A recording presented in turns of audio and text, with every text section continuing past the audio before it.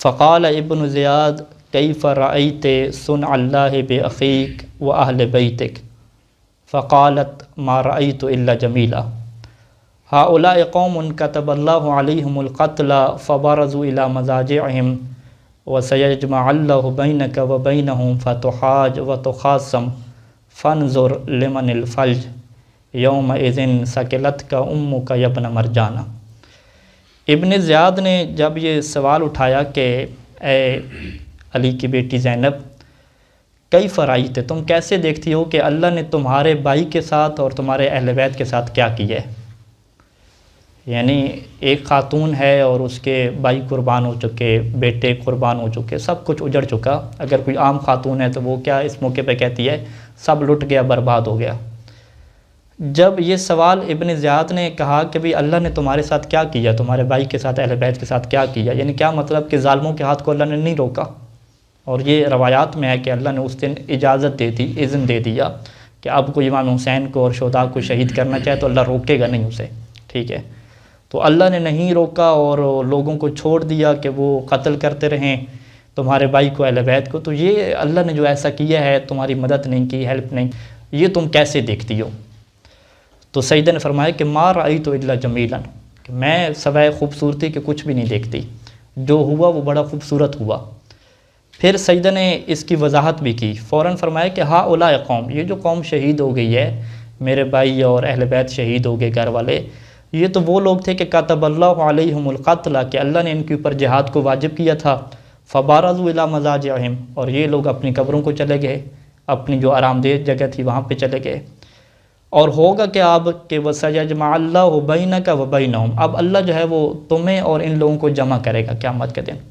فَتُحَاجْ وَتُخَاصَمْ، اور تجھ سے پھر کیا ہے احتجاج ہوگا اور تجھ سے پھر دلیل مانگی جائے گی اور تمہارے ساتھ کیا ہوگا پھر فیصلہ ہوگا۔ پھر فَانْظُرْ لِمَنِ الْفَلْجُ، اس دن پھر تم دیکھنا کہ لمن الفلج، کہ پھر فتح کس کی ہوتی ہے اور کیا ہے کون کامیاب ہوتا ہے۔ اور پھر فرمایا کہ اس دن جو ہے وہ تمہاری ماں اے مرجانہ کے بیٹے تمہارے غم میں روئے گی، آج تو خوش ہو رہے ہو لیکن اس دن کیا ہے تمہارے غم میں روئے گی۔ یہ وہ چیز ہے کہ جس میں سیدہ نے جو ہے وہ تمام یعنی آنے والے لوگوں کے لیے واضح کر دیا کہ جو کامیابی کا اور ناکامی کا معیار ہے وہ یہ دنیا نہیں ہے۔ اصل وہ معیار کیا ہے کہ انسان نے جو دنیا میں کردار ادا کرنا تھا، جو اللہ کے احکام کو انجام دینا تھا، وہ کتنی حد تک کامیاب ہو سکا ہے انجام دینے میں، ٹھیک ہے؟ یعنی قرآن مجید کی واضح آیات ہیں، یہ ہمارے سامنے جو ہے وہ سورہ نور کی 52 نمبر آیت ہے کہ جس میں اللہ نے کامیاب لوگوں کے بارے میں بتایا کہ کامیاب کون ہوتے ہیں۔ فرمایا کہ من یطع اللہ ورسولہ، جو اللہ رسول کی اطاعت کرتا ہے، ویخشی اللہ ویتقہ، کہ جو اللہ سے ڈرتا ہے اور تقوی اختیار کرتا ہے، فاولئک هم الفائزون، یہ لوگ ہیں جو کامیاب ہونے والے ہیں۔ اسی طریقے سے فرمایا کہ یہ جو فائزون ہوتے ہیں کامیاب ہونے والے، یہ صبر کرنے والے لوگ ہوتے ہیں۔ پھر فرمایا کہ جو صبر کرنے والے ہوتے ہیں انما یوفی الصابرون اجرهم بغیر حساب، جو صبر کرنے والے ہوتے ہیں ان کو اجر تو بغیر حساب کے مل جاتا ہے۔ اور اہل بیت فرماتے تھے کہ جو صبر ہوتے ہیں وہ دو طرح کے ہوتے ہیں، ایک مصیبت پہ صبر کرنا اور ایک صبر کس پہ اوپر کرنا ہوتا ہے، گناہ کے اوپر صبر کرنا، کہ گناہ سے بچنے کے لیے خود کو کیا کرنا، کنٹرول کرنا۔ صبر کہتے ہی اسے ہیں کہ جس میں انسان کو وہ چیز ناپسند ہو، بڑی مشکل ہو رہی ہو اور انسان خود کو کیا کنٹرول میں رکھے۔ تو یہ جتنے بھی انسان کے اوپر مصیبتیں آتی ہیں دنیا میں، یہ مصیبتیں ایسی ہیں کہ اگر آپ احادیث کے باب کھولیں، مثلا الکافی میں آپ دوسری جلد میں کتاب الایمان والکفر چلے جائیں تو وہاں پہ باقاعدہ باب ہیں کہ مومن کی آزمائش، ٹھیک ہے، اللہ مومن کو بڑی شدید آزمائش دیتا ہے کہ جتنا جتنا انسان کے ایمان بڑھتا ہے اتنی اس کی آزمائش بڑھتی ہے۔ مثلا 3-4 آزمائشوں کا تو ذکر کیا کہ یہ جو بھی مومن بنے گا اس کے ساتھ آزمائشیں ہوں گی، اس کے ساتھ حسد کرنے والا مومن بھی ہوگا۔ یعنی ایسا نہیں ہے کہ آپ کہیں گے کہ ہر کوئی میرا فین ہوگا، نہیں، بہت سارے لوگ آپ کو برا بھلا کہنے والے ہوں گے، دشمن ہوں گے، منافق ہوں گے جو آپ کے خلاف ہوں گے۔ آپ کہیں گے میں نے تو کسی کا نہیں بگاڑا، لوگ کیوں خلاف ہیں؟ نہیں، یہ آزمائش ہے۔ فرمایا کہ ایک ایسا پڑوسی بعض کا ملے گا جو اذیت دینے والا ہوگا، یعنی کوئی نہ کوئی آزمائش رہے گی۔ اسی طریقے سے الکافی کے اس کے بعد کا باب کیا ہے، باب فقراء المسلمین، جو انسان کے پاس فقر آتا ہے، پیسہ نہیں ہوتا، ان کے اوپر بیان کیا کہ وہ صحابی نے کہا کہ بازار جاتا ہوں، پھلوں کو دیکھتا ہوں، پیسہ نہیں ہوتا، تو امام نے فرمایا کہ کیا کرتے ہو؟ کہتے ہیں خرید تو نہیں سکتا، میں صبر کرتا ہوں۔ تو امام نے فرمایا جو تم صبر کرتے ہو، تمہاری نگاہ جس جس پھل پہ پڑتی ہے وہ ہر پھل کے بدلے میں اللہ تمہارے لیے ایک نیکی لکھ دیتا ہے، درجہ بلند کر دیتا ہے۔ اور اسی طریقے سے فرمایا تھا کہ جو اپنی غربت پہ اور فقر پہ صبر کرے اور راضی ہو تو اس کا پورا دن جو ہے وہ روزے کی حالت میں لکھا جاتا ہے، اور پوری رات کیا ہے وہ قیام کی حالت میں لکھی جاتی ہے۔ قیامت کے دن جب جائے گا اتنا بڑا اسے اجر ملے گا۔ تو اللہ کے رسول نے یہ فرمایا تھا کہ جب قیامت کے دن سب لوگوں کے اعمال کو لایا جائے گا تو وہاں پہ میزان لگایا جائے گا، میزان میں سب کو اعمال کو رکھ کے تولا جائے گا، پھر ان کو کیا ہے ان کا اجر ملے گا۔ لیکن جب یہ مصیبت والے لوگ آئیں گے نا، کہ جن کو دنیا میں مصیبت ہے، چاہے وہ بدن میں آئی، یعنی مریض تھے، بیمار تھے، مال میں آئی، ٹھیک ہے، لوگوں کا رویہ ان کے ساتھ ٹھیک نہیں تھا، جب یہ آئیں گے تو ان کے لیے میزان نہیں لگایا جائے گا، ان کو بغیر حساب کے کیا ہے جنت میں داخل کر دیا جائے گا۔ اور پھر اللہ کے رسول نے یہی آیت پڑھی تھی قرآن مجید کی کہ انما یوفی الصابرون اجرہم بغیر حساب، سورہ زمر کی 10 نمبر آیت۔ تو کہنے کا مطلب کیا ہے کہ یہ دنیا جو ہے وہ اس میں ایسا نہیں ہے کہ آپ کہیں کہ ایک جو مومن ہے وہ